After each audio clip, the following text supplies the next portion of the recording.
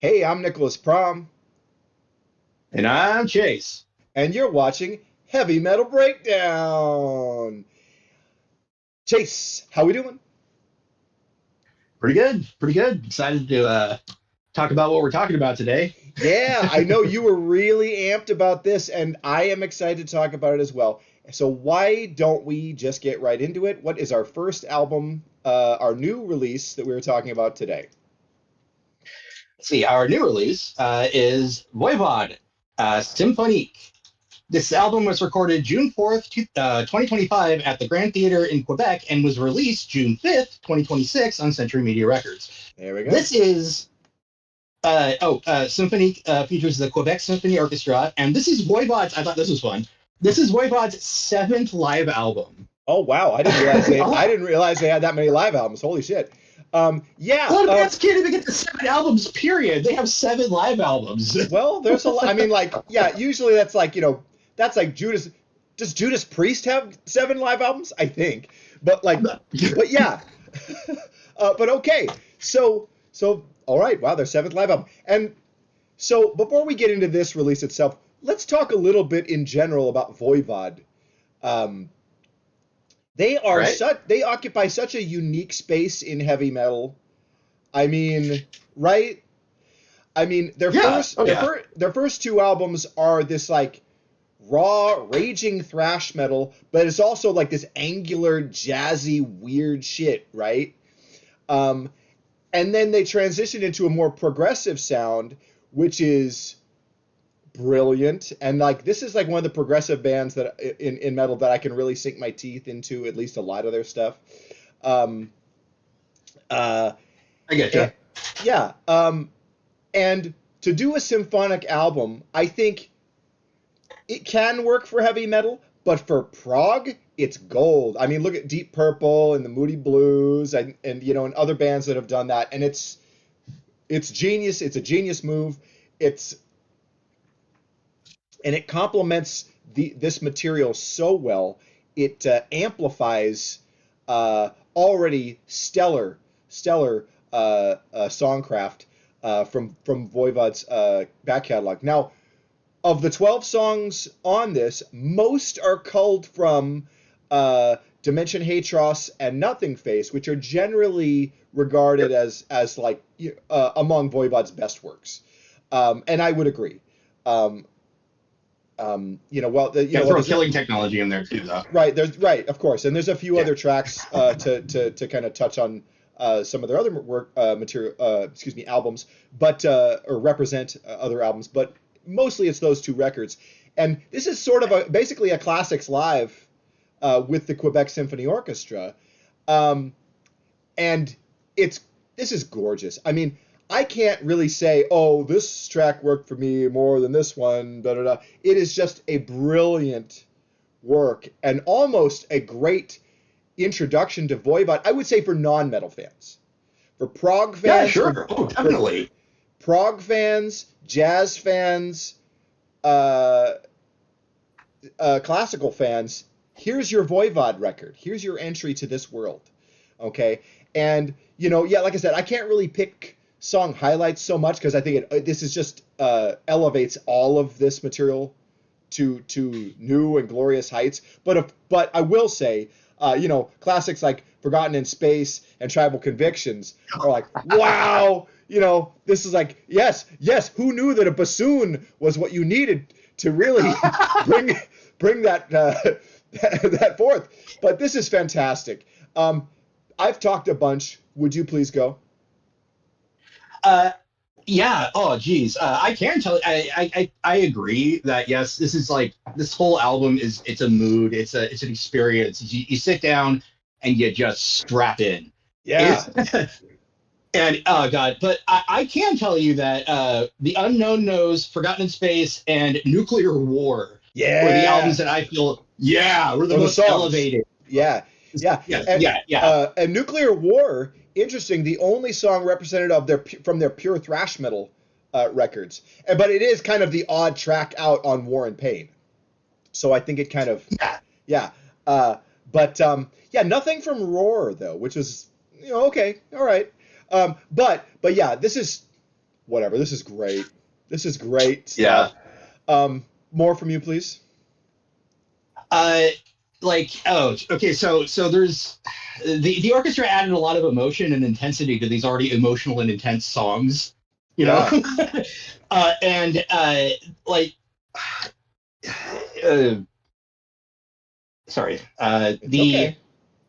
the unknown knows or actually no, the all of the songs that I just said is my highlights. Listen to them again, and picture the chase scene from The French Connection and the chase scene from Logan's Run smashed together. Okay. And it's like this frantic sci-fi. Yeah, just like it's like a God. I'm trying not to be vulgar, but just like an orgy of all these like amazing, just thoughts Yeah, that the album that the music conjures. That I it like totally that. did before when it was in its straight in its Yeah, normal like form, but now with the symphony behind it, it's like it's a whole new listening experience, but still familiar. God, I yeah. have no idea. Here's the thing. It makes Voivod even more Voivody, if that makes sense. Yes. You know. It's funny because like I was pretty familiar or have some familiarity with like probably like the first 10 Voivod albums. Uh, and like the last album of theirs that I ever really checked out was the first one with Jason Newsted, which I regretted purchasing. I thought it was so boring. I haven't listened to it. I haven't gone back to it since. I may feel differently now, and I didn't even listen to the other two that he's on. But yeah, this is just great. I mean, I love this. It kind of makes me want to go back and like catch up on the Voivod material that I missed, even though none of that stuff's really on here. But it's just got me in a Voivod headspace, and this is great. This is wonderful. I mean, definitely one of the best live albums that we've talked about as far as new releases goes. I Oh, mean, definitely. um, so far live album of the year. Although we don't really, that's not really a category when we do our best ofs. But I like Like this. atop of the honorable mentions. Sure, but I like this a lot, and I highly recommend it. This is a wonderful experience. Oh, I really don't smoke weed anymore, but man, this had me thinking like, man, weed would be so good with this. um, uh, this album actually made me wonder. Like, I want to hear like a Mekong Delta or a Coroner album backed with, or a live performance backed with the symphony, full symphony. oh, Yeah, dude, that would be amazing. That's yeah, yeah, give me that. I love that. But yeah, yeah, this is just great. I mean, we can keep waxing the car, but I think we're just gonna repeat ourselves here. This is brilliant. Check it out, dudes. It's awesome. It's Voivod, yeah. man. Okay. If we're good here, are we? Yeah. Yeah. Why don't we move on to our next segment, Chase's classic album? Yeah. What do we have? An album I think people may have heard of. Maybe. Up next on Chase's classic album, we have Metallica, Master of Puppets. Released March 3rd, 1986 on Elektra Records. This is Metallica's third full-length studio release and their last album with Cliff Burton. Yeah, R.I.P. the Cliffster. I've never called him that, and I will never do that again. I'm so sorry. But yeah, okay. So Metallica's third album, and this is an interesting record. Even though it's smack in the middle of their classic thrash metal period, it is a transition album. And like, Oh yeah. so I'm gonna come back to that point, but um, this makes all the people always say, "Oh, it's the greatest heavy metal album of all time," and whatever. And like, look again, here comes my contrarian streak again. But I'm like, dude, it's a great album. It's really Yeah. good. I don't even know if it's my favorite Metallica album. I don't think it is. Like, It's not but mine at least. I certainly think it is excellent. Okay. Yeah. But like, I don't even think it's the best thrash metal album of all time. It's like, that's sorry, and that's also, it's not Slayer, Rain and Blood, which we're talking about very soon. Bonded by Blood by Exodus. Sorry, that's it. That's the defining thrash metal album for me. But like, but there's so many great albums. But it's like, greatest heavy metal album ever, sorry, is going to be something, and I'm not going to say what it is, but it's going to be something by Sabbath or Priest or Maiden, not Metallica. Sorry, it's going to be like the gods, but Yeah. yeah, and we could debate that endlessly. But also, like, can we just talk about things instead of compiling top 10 lists? Like, Oh, certainly. Yeah. Come like, on. that's just like, don't be that annoying ass guy. Like, let's, we don't do ranking videos on this show. Once a year we do a top 10, but anyway, but this is a landmark record. And like, look, it doesn't blow my mind. I haven't really listened to this like tons since I was like a teenager.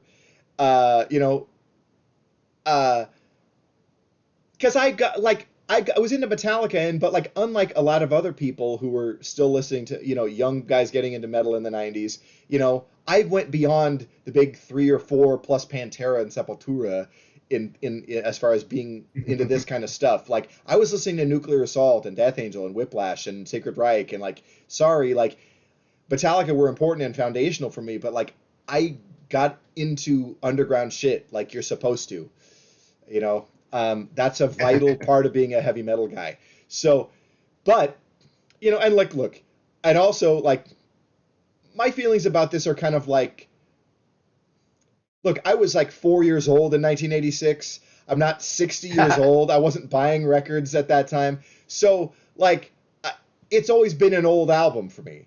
And, while I tend to like stuff from, not my own generation, yeah, dude, it's great, but it's not like the be all end all of heavy metal. It just isn't. Um, uh, but that being said, I want to talk about this album, and let's go track by track because it is Master of Puppets after all. And like, look, Metallica are like the biggest or second biggest heavy metal band in the world. It's them and Iron Maiden, okay? And I'm going to come back to the them and Iron Maiden thing in a minute. Um, but yeah, let's start with the opening track, Battery, which is, I think, a standout. We get into that real melodic intro to a song before the raging riff thing, which is a cliche now, but like it was unique at the time, right? Um, but yeah, Battery, a great song. What? This may actually be the first album that I actually heard that used where it's a classical acoustic riff or what have you, and then it gets into the raging. I believe this is the one that introduced me to that. Yeah, I can't remember if Ride the Lightning doesn't Ride the Lightning open with something like that too. Well, this was the first Metallica album I own. Right, Ride the Lightning is definitely Ride the Lightning is my favorite Metallica album, and I like the one after this more than Master of Puppets too. So both of the. Yeah, but Master of Puppets is still amazing. It's like the third or fourth down. Yeah. But yeah, I want to say that they do that melodic intro thing on Lightning, Puppets, and Justice, if I'm not mistaken. It's been a while since I've listened to all of these. So, but yeah, Battery is a raging thrash metal song. Love it. Thoughts on it? Anything? You just like it? Sorry. You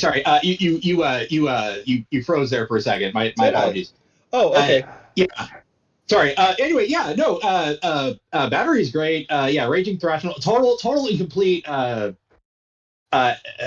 name for it. It's an assault, and it starts off nice and classic, like we said, and then it just turns into a barrage, just a beating in thrash form, and it leads perfectly to the rest of the. Well, actually, it's a really raging start, but then the rest of the album doesn't really catch up to that kind of like thrashiness, in my opinion.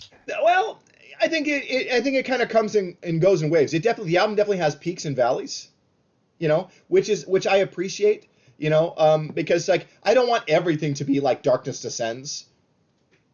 Like where it's just blazing the whole time, which I'm like, I'm down with that too.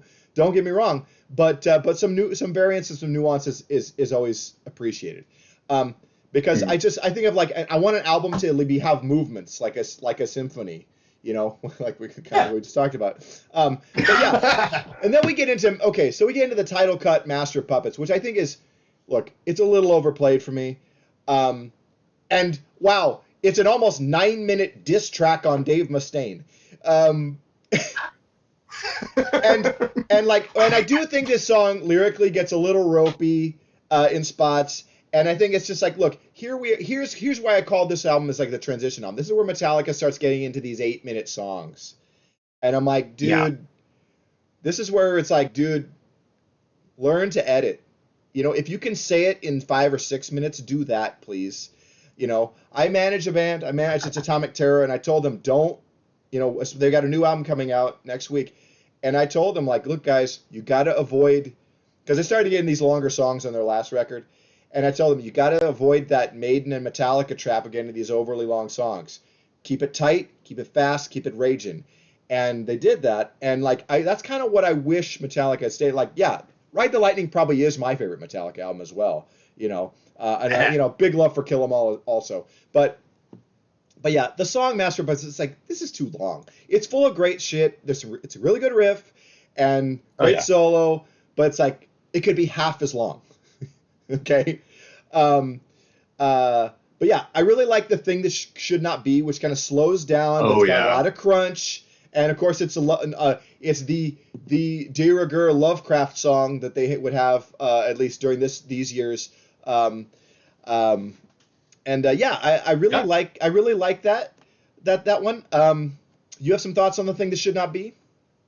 I love the opening to that, the tone and the distortion on the really thick riff that kind of just comes out of that, and then it just explodes into the song as normal.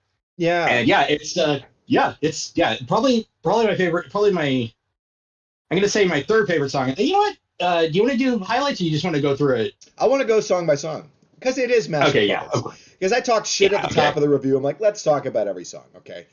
That's fair. Yeah. But yeah, Welcome Home, Sanitarium. This is one of the highlights for me. This is a great song. It's got so much power, and it's variance within the song itself. But it's really raging, and it's controlled. You know what I mean? Yeah. Cliff. Yeah. The late Cliff Burton talked in interviews talking about people like being mad when you're not going 1,000 miles an hour all the time. It's like, yeah, okay, but you don't have to. There are ways to do that, and they didn't get into a groove thing, and I'm so glad that that wasn't a thing yet. But yeah, they found a way to like harness that energy and channel it into these areas that are not raging fast all the time. I think part of it is they're working with the limitations of Lars, who is not Dave Lombardo, not Gene Hoglan. You know what I mean? I'll just say that. He could hold his own with the Dave Hollands and the Clive Burrs of the world, right? Those guys are great drummers. But for thrash metal, I think you need to have a little more power and more technicality, and the other guys are kind of covering for him, so to speak. But it works, The guy is good, okay, but he's just not great. But there you go. But again, sometimes limitations open the door for creativity. Okay. Oh, definitely. In other aspects, in other avenues. So, but yeah, really like that song. Then we get into another fast one, Disposable Heroes, which I've always liked. And Disposable Heroes is like, that's what the album cover is talking about. Okay. Master of Puppets is about drug addiction, but this is about just like being sent off to fight into some senseless war, blown to pieces for the Empire, And also it's kind of I think it pairs thematically well with a major track from the next album, One, which is about World War I soldier, based on the book Johnny Got His Gun, Dalton Trumbo. Anyone? Yep. Bueller? Okay. But yeah, we'll talk about that at length and on the next time we talk about Metallica this summer. But yeah, Looking forward to it. Disposable Heroes. I have always loved this song. It's always been one of my favorites from this. What do you think about that song? Oh, dude, yeah. No, once I figured out what it was about, 'cause it took me a few listens and looking through the lyrics and everything. Yeah, it's this and the following track are a one-two punch, and my favorite, like top that paired with the thing that should not be, are my three highlights for this album. And yeah, it's just like raw. The song is just raw. Like Sanitarium has the same kind of rawness to it, but like you said, it was controlled. This Yeah. one, they kind of go off leash. You're going up and over into the killing field, into the yeah. All right. We needed to have, and like, look, we need middle album. We needed another fast blazing song, and here it is. And so Yep. the sequencing on this album is perfect. I will say, and that's so. And I always talk about that's so important because you can ruin an album by putting the stuff in the wrong order, man. Yes. Or having tracks that just don't work. Um, so, and yes, Disposal Heroes, I think segues perfectly into Leper Messiah, which tempo wise is much like the thing that should not be in Welcome Home. Um, and I've always been a big fan of Leper Messiah. Uh, uh, I like this song a lot. I've never really quite understood it conceptually, but It's musically I've liked it. it's oh well, conceptually it's about falling for like evangelists, like listening to Oh, make a contribution and you'll get the better seat in oh, heaven on your way to heaven. That's yeah, that kind of my entire yeah. life that has just gone right past me. Isn't that weird? You, Happens all the time, man. yeah, Yeah. okay. Well, yeah, sometimes you're like just these things dawn on you later. I don't know. But yeah, always like that song. I will say, Best riff of the album. Best riff of the album too. Da-da, da-da-da, da-da-da-da. Love that shit. yeah, I like it. I do.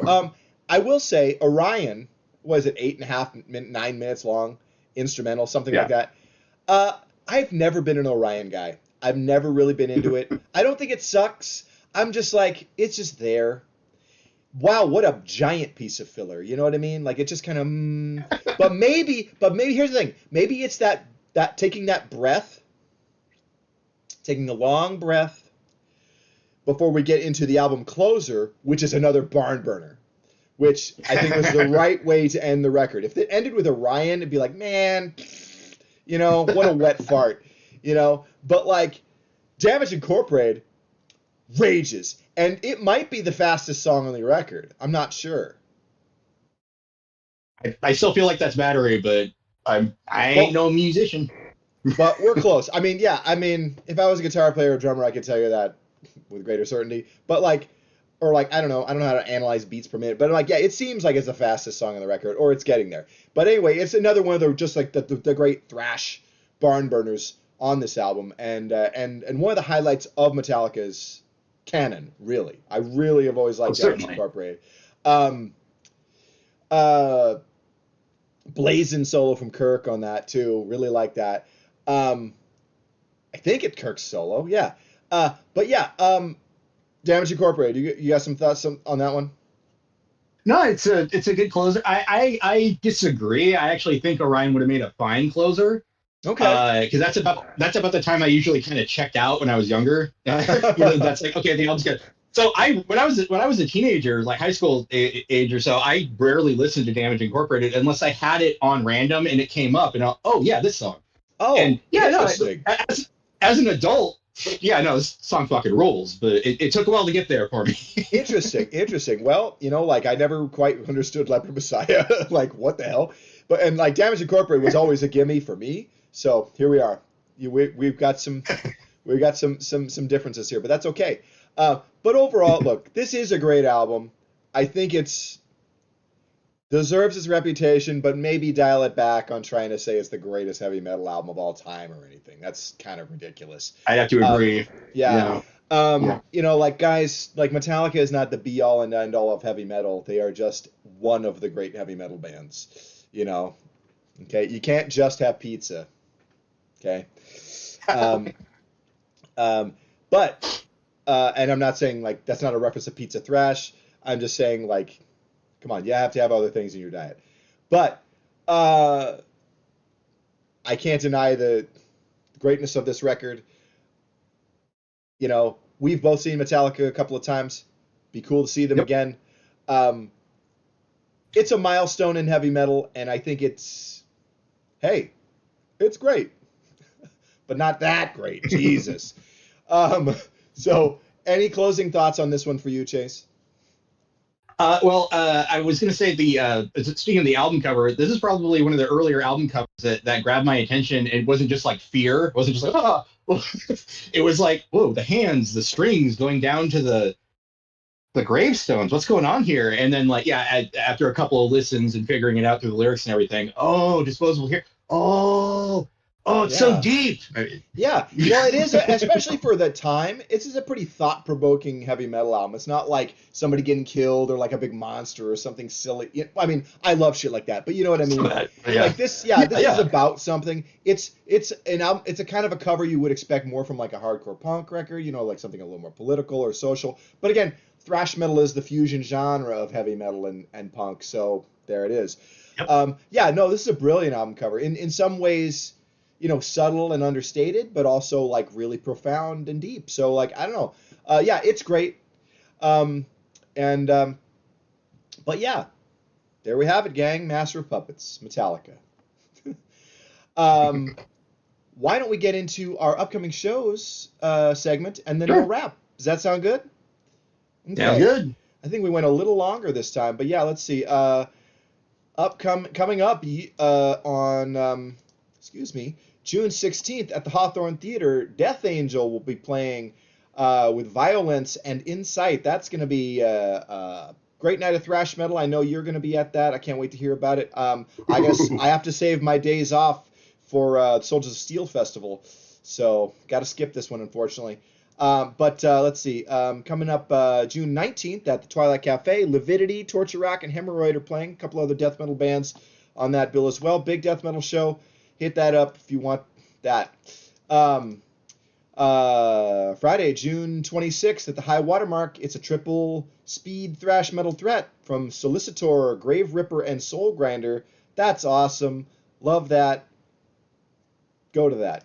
Yeah. Um, And July 4th, Action Metal Movie Night returns to the High Watermark. It is the debut show of Imperiosis, the return of Arcana, one of the last opportunities you'll have to see Skeletor, Seattle heavy metal overlords, and Portland's NASCAR-themed I Am the Intimidator will be performing as well. This is the Chuck Norris edition, R.I.P. Chuck, of Action Movie Metal Night. You know, they project clips from action films behind the bands while they're playing. It's a great concept put together by my old friend Jason Stairs.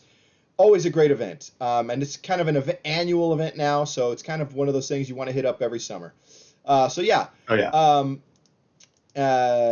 On July 11th, Saturday, at the Blackwater, America's greatest hardcore band, Alienator, are playing with the Wasted Strike, Social Ills, and Dry Heave. Also, this is an EP release show for Alienator. They got a new 7-inch, I believe, coming out.